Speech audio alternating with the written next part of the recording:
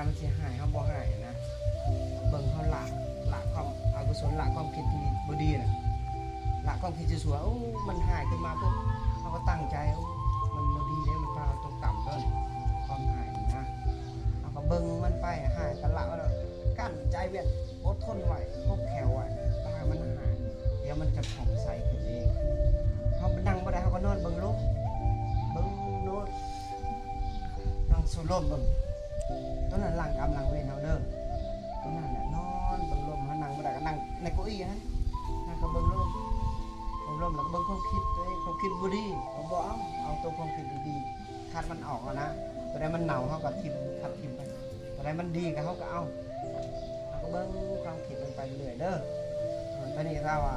คันเฮาเบิ่งได้เห็นได้มันสิแจ่มแจ้งสัจจะความจริงมันจะเกิดขึ้นโรคภัยไข้เจ็บโรคจะหายไปนะพยายามตั้งฟื้นเบิ่งมันเรื่อยๆเด้อมันบ่อยากเบิ่งมันขี้ข้านได้กิน